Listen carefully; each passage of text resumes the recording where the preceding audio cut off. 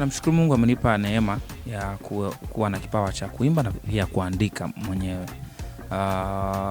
Niseme faida za kuandika vina tunasema ni nini? Faida za kuandika vina ni wimbo kushikika kwa wepesi. Si lazima kila wimbo uimbe vina, lakini ukiimba wimbo ambao una vina ni rahisi mtu kusikiliza mara ya kwanza, mara ya pili akafuatisha kuliko wimbo ukiwa hauna mpangilio. Nimekuwa na walimu wengi sana, na walimu wengi walikuwa ni maproducers wangu. Kwanza kabisa mwanzoni nilikuwa nafanya kazi na producer alikuwa anaitwa Mbuba, Peter Mbuba, ni marehemu sasa shafariki. Lakini mara ya pili nikakutana na producer anaitwa Frank Charles. Huyo ndo alinifundisha kuimba modern gospel sasa na namna kuandaa, kwa sababu mimi tangu mwanzoni nilikuwa napenda sana kuimba like wakongomani na nini. So yeye ndo akanifundisha sasa namna ya kuimba hizi gospel flavor. Kwa hiyo namna ya kuandaa wimbo na nini. So producer mwingine wa tatu anaitwa Kingson, yuko pale Mbeya pia. Huyo ndo anifundisha namna sasa ya kuandaa wimbo na kuandika vizuri, kwamba lazima wimbo uwe na mwanzo, kati na mwisho.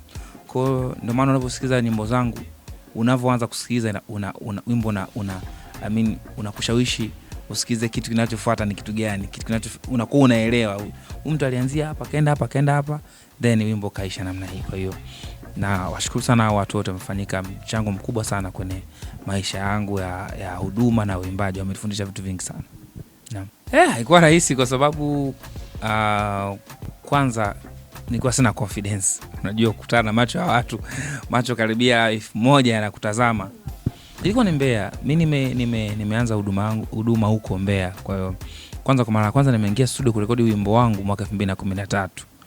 So ni kitambo kidogo, nikiwa bado mdogo. So nimeanza kupata confidence nikiwa shuleni sasa kwenye yale makasfeta, kwenye Easter conference.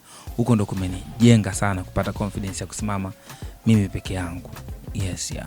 Naweza kusema mwili wa Kristo ndio umetuunganisha, lakini watu hawawezi kwenda pamoja wasipopatana. So ilitokea tukawa na chemistry. Huyu anatokea na mkubali, huyu anatokea na mkubali huyu.